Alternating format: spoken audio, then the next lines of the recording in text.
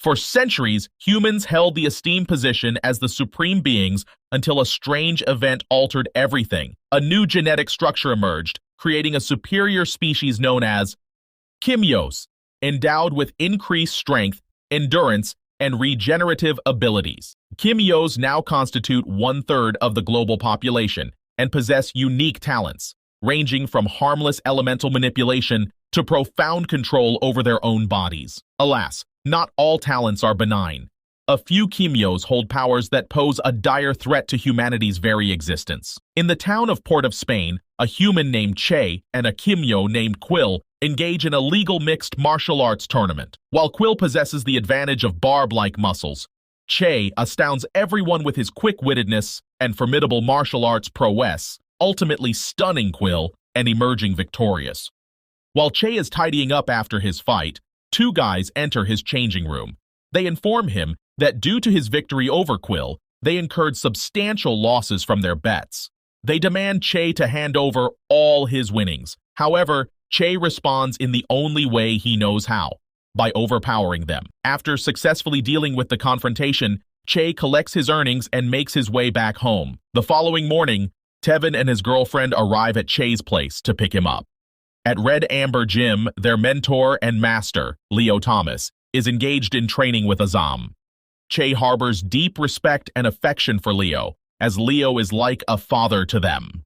Displaying his concern, Leo responds to Che's defiance by landing a tight slap across his face. It becomes apparent that Leo specifically forbids Che from engaging in a fight with a Kimyo, unwilling to lose yet another son. In the midst of this situation, Rokash Rampersad, a renowned Kimyo ranked among the top 150 strongest, unexpectedly arrives, leaving Leo visibly displeased. Leo and Rokash find themselves entangled in a heated confrontation, leaving Leo utterly infuriated. He sternly demands that Rokash leave, asserting that he is no longer welcome in this place he once called home. Surprisingly, Rokash refers to Leo as his esteemed teacher before departing. However, his departure is far from a peaceful goodbye. Rokash cryptically warns Leo that he will need to acknowledge his own strength before his impending demise, suggesting that the end may arrive sooner than anticipated. Che approaches Leo to inquire about the incident.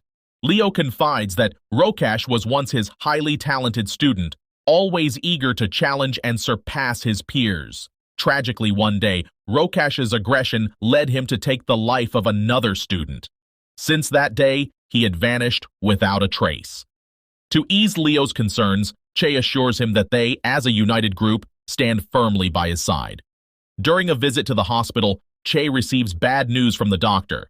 His body has reached a breaking point, pleading for rest. The doctor questions whether the money is worth jeopardizing his health. In response, Che confidently asserts that he still has some fire left in him and that the money he earns will serve a noble purpose. Filled with worry, Che contacts Tevin, expressing concern for Leo's safety. They realize the mistake they made by leaving him alone, considering Rokash's earlier threats. Tevin assures him that Leo can handle himself, and Rokash wouldn't dare mess with the person who made him who he is. Unfortunately, the worst comes to pass as Rokash reappears and engages in a fierce confrontation with Leo. Despite his valor, Leo suffers severe injuries, vowing to confront and address the mistakes he has made that night.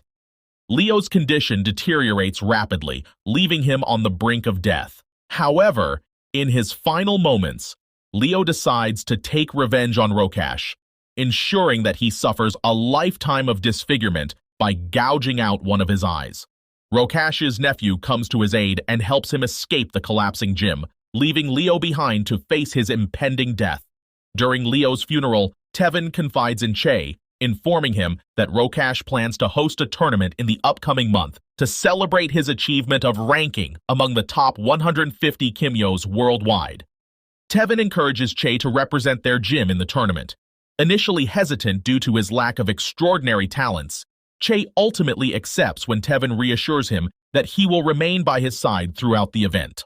Tevin and Che make their way to the arena for the tournament, where they are given an extensive rundown of Rokash's achievements and endeavors. However, rather than inspire admiration, these glorifications of Rokash infuriate both Tevin and Che. Fully aware of the brutal context of these tournaments, Tevin cautions Che to be careful, highlighting the fact that opponents are allowed to kill one another. Preparing himself for the upcoming fight against Sanraz, known as the Untouched, Tevin faces a formidable challenge. Sanraz's unmatched speed has ensured that none of his previous opponents were able to lay a finger on him. Initially overpowered, Tevin taps into his inner rage, allowing him to tap into his true form known as the Tank. This transformation grants him the ability to create a protective shield, enhancing both his offensive and defensive capabilities.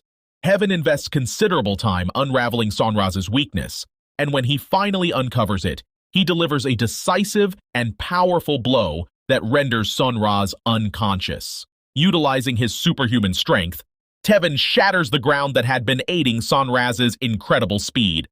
Now, with Sanraz defeated, the spotlight turns to Che and his impending fight. Che, solemn and resolute, carries with him a clear purpose: to reveal the true nature of Rokash. Standing opposite him is Nanaku, representing a gym renowned for its involvement in BC brutal context tournaments. The reputation of Nanaku's gym speaks volumes, but Che remains undeterred and unwavering in his determination to expose Rokash's true character. Nanaku and Che find themselves locked in a gripping and ferocious battle. Che manages to land a few solid strikes before Nanaku unveils his true form as a shark hybrid, startling Tevin and raising concerns about the uneven match. To exacerbate the situation, Nanaku's instructor declares him a effing killing machine, instilling further fear in Tevin. As Nanaku taps into his true potential, he begins overpowering Che, inflicting severe wounds and drawing a substantial amount of blood. The crowd's cheering reaches its peak, intensifying the atmosphere surrounding the fight. Nanaku possesses the unique talent of blood frenzy, where the smell of blood triggers an unstoppable physical evolution. With Che bleeding profusely and Nanaku already in a hunter state, he becomes a killing machine.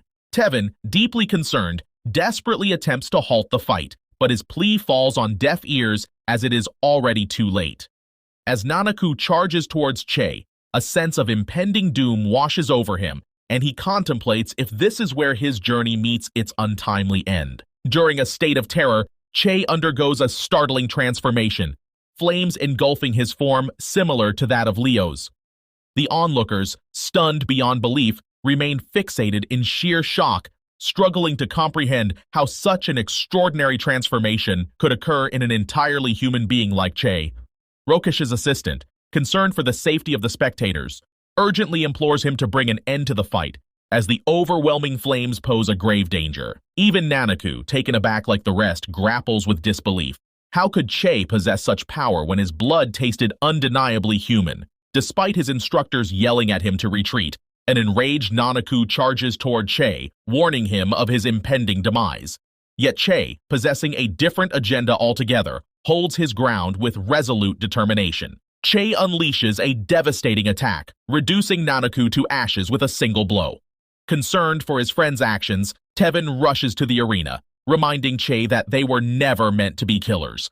Suddenly, Rokash himself leaps into the fray, finally realizing the truth. Leo had passed on his powers to Che before his demise, making him the rightful successor of one of the four greatest powers. Rokash, consumed by his hatred, vows to kill Che, inadvertently confessing to Leo's murder on national television. The police move in to arrest Rokash, but with the help of his allies, he manages to escape, leaving a chilling threat behind. He vows to kill Che like he killed his master, but Che combats his threat. Rokash cuts short the life of the man who raised him. That was his final mistake. The revelation of Rokash's actions sparks skepticism among humans toward the Kimyos once again. Tensions rise, reminiscent of the war era, as humans grapple with the same fear. The war between the Kimyos and humans commenced in 1833, stretching on for a harrowing duration of 124 years. At the forefront of this conflict stood Cain, the top-ranked Kimyo with a mission to eradicate the human race to establish a pure bloodline of evolution. For years, they inflicted relentless violence upon humans, compelling the latter to unite against this common adversary. Not all Kimyos, however, followed in Cain's footsteps. Some opted to join forces with humans fighting against the Carnegie. Remarkably, Kane met his demise not at the hands of humans, but through assassination executed by the Kimyos who fought on behalf of mankind. Among these heroes was one hailing from the eastern region of Kuva in 1842, orphaned children enlisted in the armed forces, finding solace in the care, nourishment, and protection bestowed upon them. Tragically, an ill-fated day dawned when the Kimyos discovered their camp. Consequently, Colonel Forbes strategized an evacuation plan while Major Jamie arranged for an airstrike.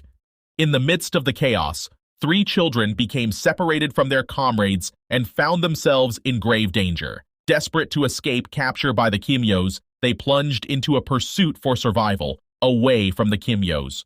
Upon learning that 3 youngsters remained stranded within the compromised camp, Major Jamie takes responsibility for their rescue. Even as he valiantly fought against the other Kimyos, a breathtaking spectacle unfolded before his eyes. A massive burst of flames engulfed the Kimyos.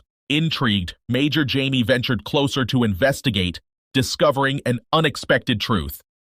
Leo, a mere 8-year-old boy, stood as the one responsible for the devastating massacre. Pierco, 1957, Trinidad. Leo, under the training of Major Jamie, hones his skills, quickly amassing a reputation that stratosphere into the hearts of opposing Kimyos. Major Jamie, though reluctant to admit it, becomes protective of Leo, treating him like a younger brother. Their unit, led by Colonel Forbes, assigns Major Jamie a crucial mission: to raid one of Kane's heavily fortified air bases with the objective of destroying his fleet of planes. Joined by Leo, they embark on their journey. They stealthily deal with the guards, and just as they're moving to destruction of the planes, they stumble upon a chilling revelation. Unveiled before them are the captives, victims of the rising number of missing persons reports. Major Jamie knows that if Kane has resorted to holding hostages, his grand agenda must be far more sinister than they could have anticipated.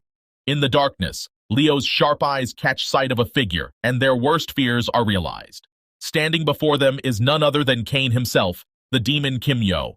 Leo phones the colonel to inform her of Kane's sudden appearance, and she assures him that she is sending the entire army. Meanwhile, Kane has finished loading up the cargo planes with hostages, but Jamie and Leo are determined to stop him from leaving. To delay Kane, Jamie decides to challenge him, even though it seems like a suicidal idea. Leo and Jamie engage in a fight with Kane, but since Kane is ranked as the #1 Kimyo, it would take 3 talents of equal strength to subdue him. At this point, Leo and Jamie are simply fighting to survive. Suddenly, Leo realizes that there are still civilians locked up in the building, and he cannot fully unleash his talent, Ilios. Leo and Jamie try to stack Kane once again, but it has no effect on him as usual. Kane then turns his attention to the defenseless civilians, intending to kill them. Unable to let that happen, Leo steps in front of the civilians and places himself as a shield. Just as Kane is about to attack, Jamie steps in, swiping Leo away and putting himself in front of the civilians. He tells Leo that he hasn't adopted him just to die here because his purpose is much greater. Colonel Forbes arrives at the base and engages in battle with Kane's army. However, at Leo's end, the situation is dire. Jamie is dead. A surge of rage courses through Leo's veins, fueling his transformation into his Thanatos self. As they once again clash in battle, Kane reveals that Leo wields the sibling talent to his own, both possessing 2 of the 4 greatest talents known. Kane invites Leo to join forces with him, but Leo is infuriated by this suggestion and disgusted by Kane's actions, particularly the death of Jamie. This fuels Leo's determination even further as he reaches the pinnacle of his transformation and launches a powerful attack. Catching Kane off guard, a momentary lapse in his shields allows Leo to deliver an unexpected blow, causing the unimaginable. Meanwhile, Colonel Forbes successfully rescues the hostages and ensures their safety. She then rushes to Leo's aid, only to discover Jamie's lifeless body. Leo eventually wakes up a month later in a hospital bed, where he learns that his injuries proved fatal for Kane. As a result, Leo and Major Jamie are hailed as war heroes. Reluctantly, Leo accepts Jamie's medal on his behalf, but the reminder of that day, when he couldn't save the one who saved him, fills him with deep sadness and anger. Talents can be transferred in 3 ways: through a talent transfer, which occurs moments before death, through talent extraction, an illegal and forced method to remove talents from kimyos, and through object possession, where talents possess objects instead of people. In older times, kimyos were rare for centuries. During the Battle of Waterloo, Napoleon was overpowering the British army with his vast resources.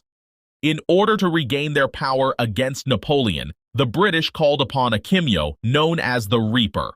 The Reaper rushes to defend the British army, and Napoleon spots him standing alone on the battlefield. The British commander orders the army to take cover as the Reaper prepares for an attack. It is worth noting that during that time, kimyos were much more powerful. Evidence of this lies in the fact that the Napoleonic War was won not solely due to the size of an army, but due to the secret efforts of 3 kimyos who fought for the Duke of Wellington. However, history has hidden their names and concealed their achievements. Che's doctor is amazed by his latest medical checkup, where all his previous injuries have miraculously healed. However, visible scars from those injuries remain.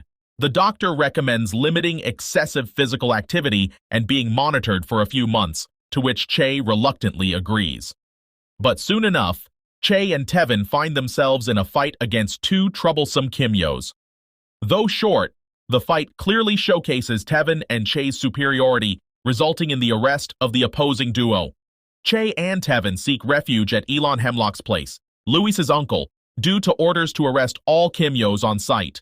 They discuss the latest leads on Rokash and Che's training with their new sensei.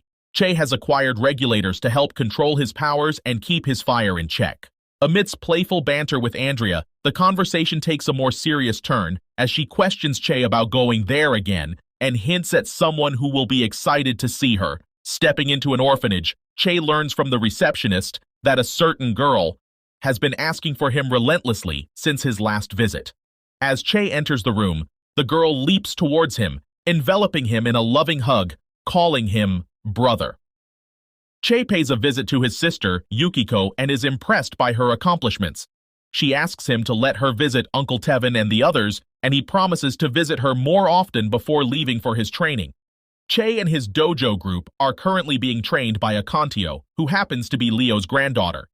Akantio carries a mysterious bag that holds its secrets, which will only be revealed if the group manages to impress her. Che, along with Tevin, Louise, Azam, and Anton, each take turns showcasing their abilities, hoping to satisfy their curiosity and unlock the bag's contents. Unfortunately, Akantio remains unimpressed and informs them that their failure to meet her standards means the bag will remain sealed until the next session. But little do they know, there is someone observing the group, patiently waiting for the right moment to strike and reclaim what was taken from them. 3 Titans locate and corner Rokash, having been sent to kill him. Rokash becomes furious.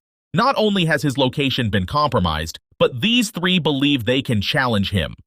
Rokash, the 87th most powerful kimyo in the world. The Titans begin their attacks on Rokash one by one, but he effortlessly crushes them. 2 other kimyos stand at a distance, observing the Titans' massacre. One of them, referred to as the Master, instructs his associate to test the next group of boys, Che's group. Rokash and his nephews find this sudden appearance of the Titans suspicious. They also realize that the technology utilized by the Titans is far advanced for its time, suggesting that someone very wealthy must have funded their cybernetic enhancements. A new threat emerges in the city. Assailants with cybernetic enhancements wreak havoc, causing the death of 38 people and injuring 200, both kimyos and humans, many calling this the worst thing since the war. The dojo group begins to contemplate how they can assist, as the attacks surpass the control of the military at this point. In a sudden and shocking turn of events, a kimyo launched an attack on Farah Ri, a well-known S-rank officer at the bank. Recognizing the danger, Farah swiftly urged the civilians to seek shelter and engaged in a fight with the kimyo. However, the battle between Farah and the kimyo did not go according to plan. Despite the arrival of reinforcements, the kimyo managed to be captured, but the cost was high. Tragically, Farah Ri lost her life, along with 13 innocent bystanders and 8 other kimyos. Amidst the chaos, Che and his dojo gang arrived at the scene. Their attention turned to the restrained kimyo, who possessed the ability of foresight. As the kimyo locked eyes with Che, a startling vision unfolded. a world up in flames with Che standing resolute. Overwhelmed by the revelation, the Kimyo's earlier silence gave way to uncontrollable screams. The gang discovered that the Kimyo possessed 3 talents, defying all logic. It shouldn't be possible for a Kimyo to have 3 talents. It was then that Anton summons Kong, revealing the truth. This extraordinary display of talents resulted from a forced talent transfer, indicating the death of 2 other Kimyos. Meanwhile, back at the Hemlock residence, Elon had made the courageous decision to reopen his daycare following the attacks. However, their peace was shattered by the unexpected arrival of Kagaya and Grimdora, 2 unidentified individuals who swiftly turned hostile. Tevin, Azam, and Akantio acted swiftly, evacuating the children to safety whilst preparing to confront the new threat. Akantio, Tevin, and Azam found themselves locked in a fierce battle against Grimdora, while Kagaya stood by, seemingly taking a back seat in the fight. Grimdora, a titan, unleashed his full strength, making the fight challenging for the 3 skilled combatants. However, the tide turned when Azam managed to retrieve Akantio's bag. At that moment, Kagaya realized they had made a grave mistake. Akantio is a legend who held the esteemed rank of number 147. Che, Tevin, and Inspector Ian were investigating the bank incident, piecing together the witnesses' testimonies. The eyewitnesses confirmed that the Titan had no interest in money. Her sole target was Farah Ree. As the puzzle pieces started to come together, a pattern emerged. These so-called Titans were systematically targeting high-profile Kimyos, aiming to eliminate them. Just as Inspector Ian received news of another high-profile Kimyo falling victim to a Titan, Che's intuition kicked in.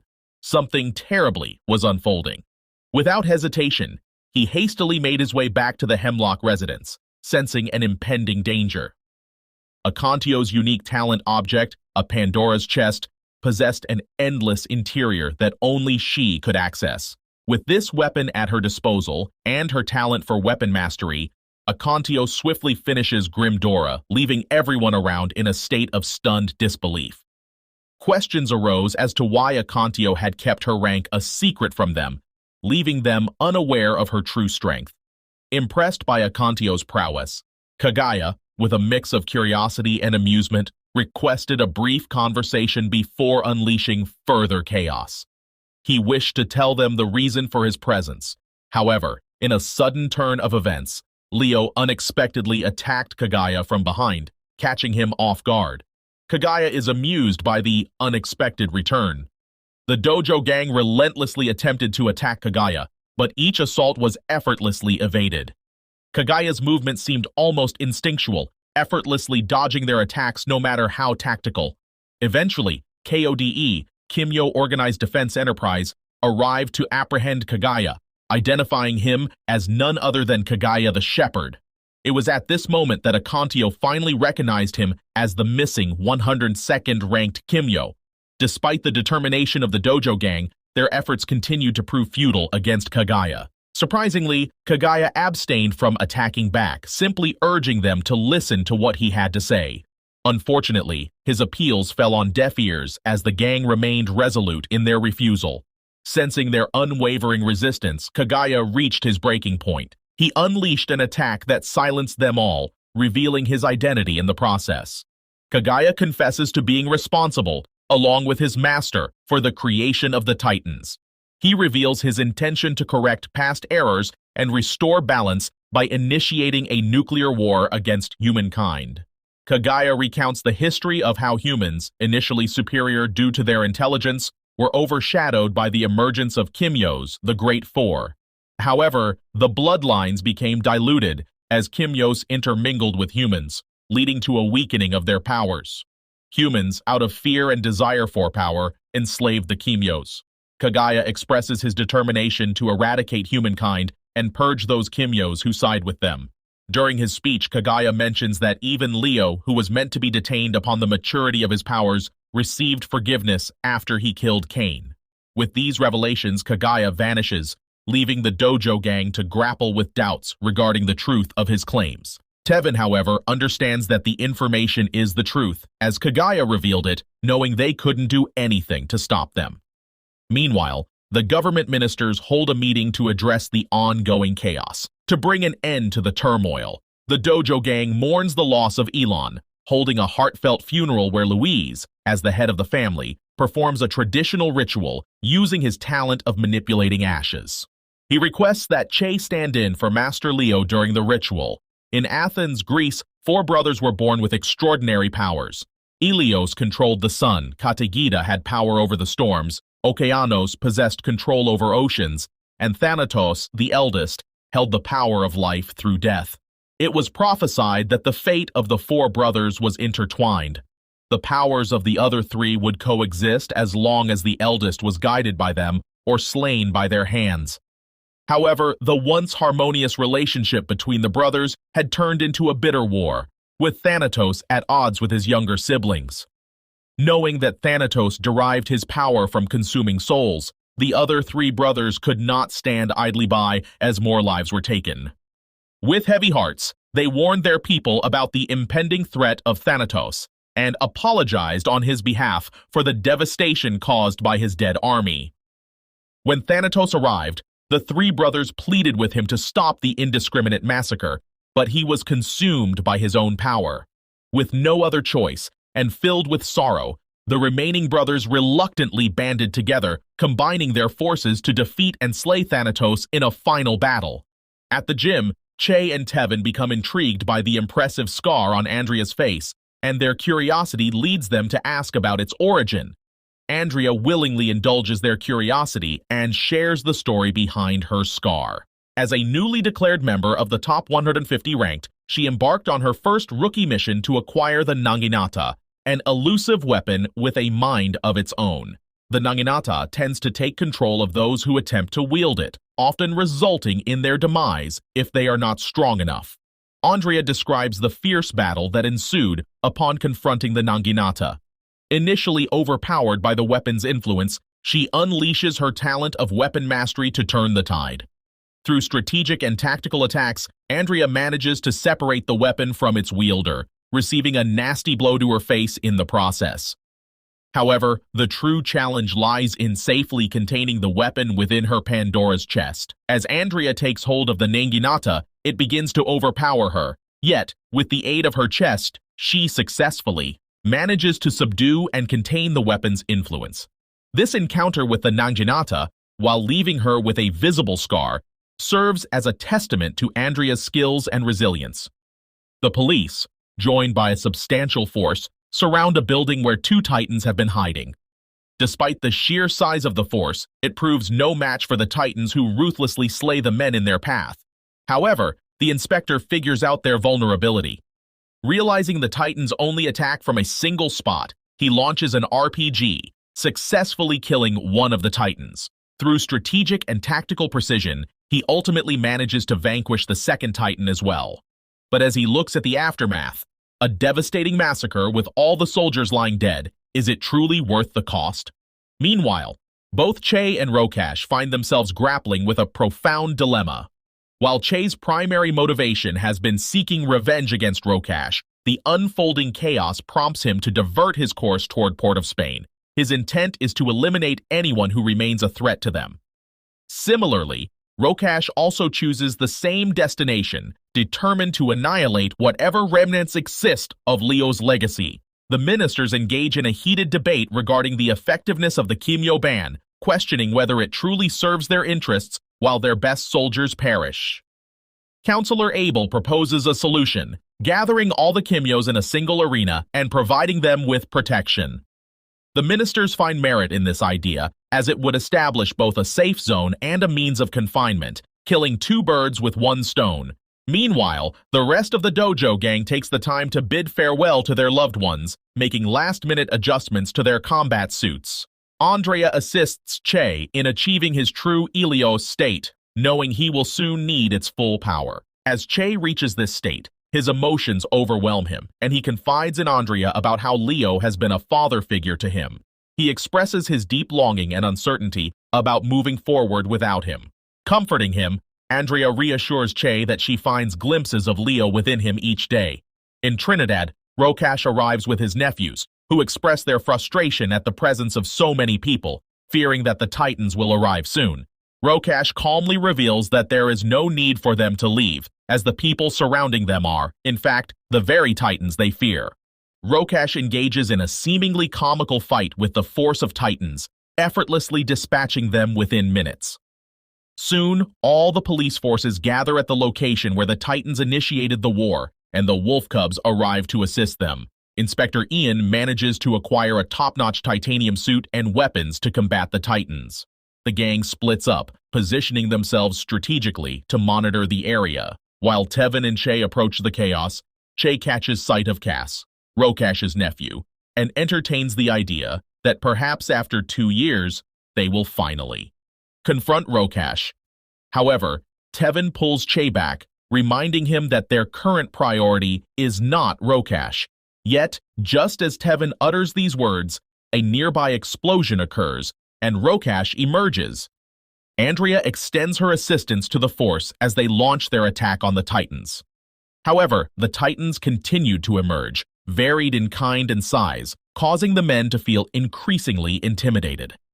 In a dramatic moment, Inspector Ian arrives flying in his suit, rallying the troops to be courageous and conceal their fear. He reminds them that these are merely monsters in need of termination, and assures them that the situation will soon come to an end. Meanwhile, Azam and Louise come face to face with Cass, triggering a fierce battle. To their surprise, Cass proves to be a formidable opponent, his powers eluding their understanding. He taunts them, specifically targeting Leo's inadequacy as a teacher, further fueling their anger. As Louis unleashes his powers to distract Cass, Azam attempts a tactical attack from behind. However, their efforts prove futile as Cass unveils his unique talent, a mastery of incendiary art. He showcases his ability to arm and detonate his artwork, powered by his tattoos. On the rooftop, Anton squares off against Jonelli Honore, Rokash's loyal bodyguard. Surprisingly, this particular battle takes on a more respectful tone. Jonelli confesses his deep respect for Leo and admits he couldn't bring himself to be present on the tragic night when Rokash murdered him. He expresses how honored he feels to be Anton's opponent. However, duty calls, and Jonelli must fulfill his role as a soldier. Anton responds by unleashing Kong 50%, displaying his talent in all its glory. Down below, Cass devises a plan to separate Azam and Louise in order to gain the advantage. Cleverly, he baits Azam while Louis is stuck in the range and successfully separates them. But to his surprise, Louise catches on and follows them closely. Cass is taken aback when he discovers that Louise also possesses the talent of creation. Fully utilizing his powers, Louise delivers a powerful blow to Cass. In an attempt to isolate Louise from Azam again, Cass leads him towards the ocean, assuming that Louise cannot walk on water. However, Cass is soon proven wrong. Hey viewers, thanks for watching and subscribe for more.